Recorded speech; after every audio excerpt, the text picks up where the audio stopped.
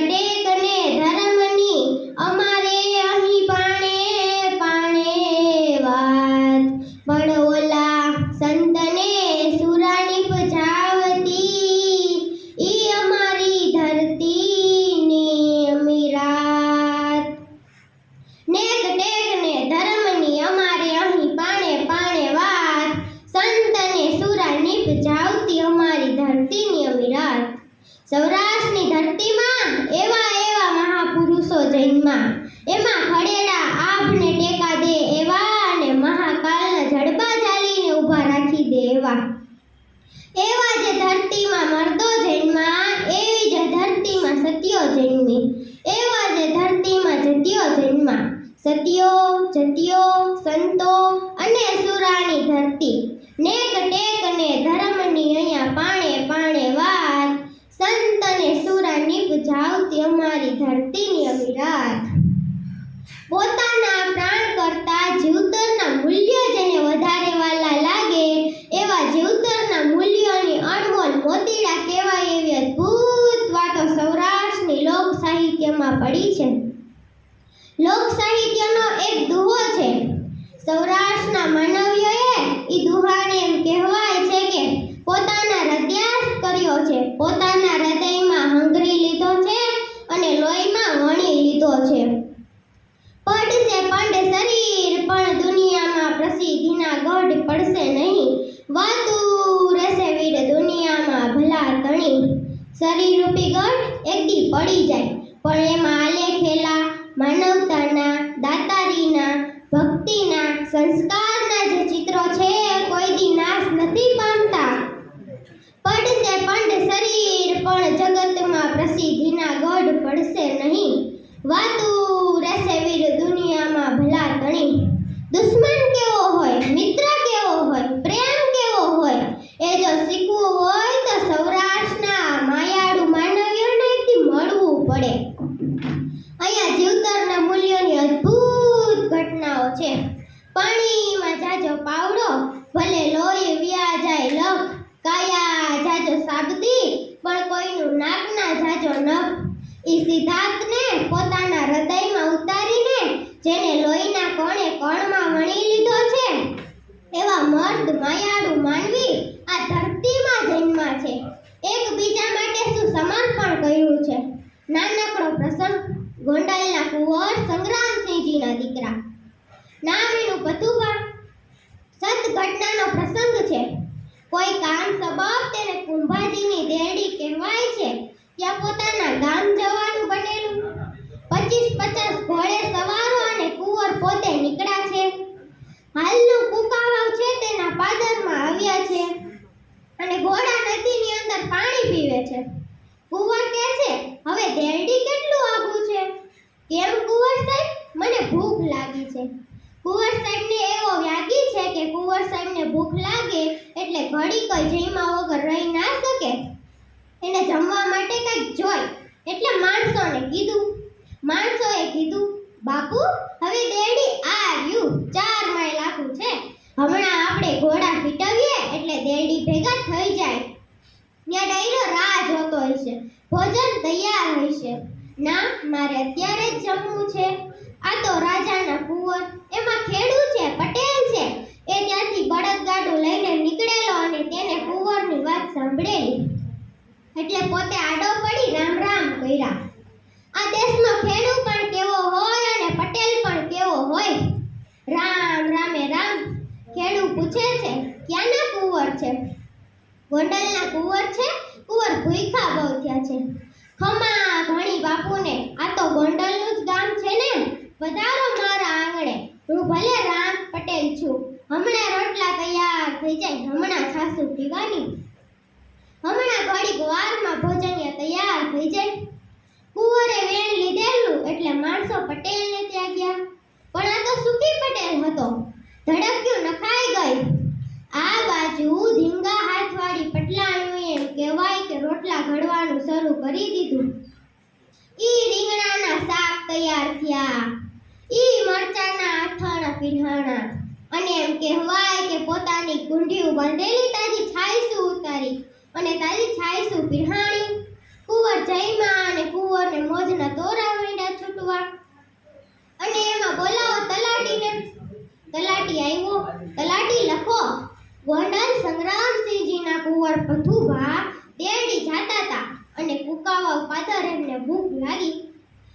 પટેલે અમને જમાડેલા. એટલે ગોંડલ સંગ્રામસિંહજીનો કુંવર ભથુભા આ પટેલને હું 4 હાથીની જમીન ઉગમણા પાદરે આપું છું. ભૂખ્યા કુંવરને જમાડેલા એટલે આ પટેલને હું 4 હાથીની જમીન આપું છું. એમ લખાવી કુંવર ભથુભાએ સહી કરી દીધી. તલાટી વાણીઓ પટેલને સામે જોઈ ચશ્મામાંથી ધીમે ધીમે દાંત કાઢે છે. કારણ કે આ ગામ ગોંડલનું નહોતું, આ ગામ તો જેતપુરનું હતું. કુંવરને ખબર નહીં કે મેં જે જમીન લખી દીધી ઈ તો મારા દુશ્મનનું ગામ છે. જેતપુરનું ગામ છે, જગાવાડાનું ગામ છે કુકાવાવ. પોતે વયા ગયા. પોતાના ખેડૂની માથે, વસ્તીની માથે પોરણના પલ્લા છૂટે છે. શાબાશ મારી વસ્તી, શાબાશ મારા પટેલિયા હો. પોરણના પલ્લા છૂટે છે. 4 હાથીની જમીન આપીને દાતારી કરેલી ઈ દાતારીનો પોરણનો કોઈ પાર નથી. જેવા કુંવર ઘોડે ચડ્યા એવો તલાટી વાણીઓ પટેલને કહે છે, પટેલ આ દસ્તાવેજને છાશમાં ઓગાળીને પી જાજો. આ ક્યાં સંગ્રામસિંહજીના બાપુની જમીન હતી કે કુંવર લખીને વયો ગયો. પી જાજો આને છાશમાં ઓગાળીને. પટેલને બિચારાને બહુ દુઃખ થયું, મરવા જેવું થયું. આખું ગામ મસ્કરી કરવા માંડ્યું કે પટેલને 4 હાથીની જમીન આપીને ગયા, પટેલને 4 હાથીની જમીન આપીને ગયા. ખોટો દસ્તાવેજ થયો. ધરતી મારો કાપે તો હમાર જવા જેવું થયું. પણ મનમાં એક પોરા છે કે મેં ભૂખ્યા કુંવરને જમાડ્યા છે. ઉઠતી ઉઠતી વાત જેતપુર જગાવાડાને પૂગી કે મારા ખેડૂએ કુંવર ભથુભાને જમાડ્યા છે. અને કુંવરને ગામ ગોંડલનું છે એવું સમજી એમ કીધું કે આ તો ગોંડલનું જ ગામ છે ને. આપણે અહીંયા કોઈ આવે તો આપણે કહીને કે બાપા આ તમારું જ છે ને. એ બોલાઈ ગયેલા એટલે લખી દીધું. કુંવરની ભૂલ થઈ જાય છે. મારા પટેલને વાણિયાએ ભૂંડો બહુ લગાડ્યો છે. એટલે જગાવાળાએ પટેલ અને વાણિયાને બેયને ત્યાં તો વાણિયાના મનમાં પોરણના પલ્લા છૂટે છે. એ જગાવાળો બાપુ મને શાબાશી આપશે, ઇનામ બહુ આપશે. અને કેવડાવ્યું કે હાઈરે ઓલો દસ્તાવેજ લેતા આવજો. પટેલ દસ્તાવેજ લઈને ગયા અને એમ વિચારે છે કે એક તો મને અહીંયા ભૂંડો લગાડ્યો ને પાછી જેતપુરની ભરી કચેરીમાં ભૂંડો લગાડશે. એમ વિચારે ચડી ગયા.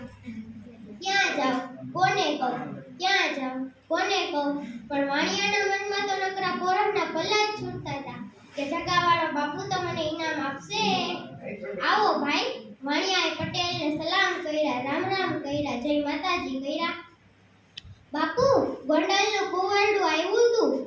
એનો બાપ ક્યાં માથા વાઢીને માથા ઉતારીને કુકાવાવની 4 હાથીની જમીન લખીને ગયો.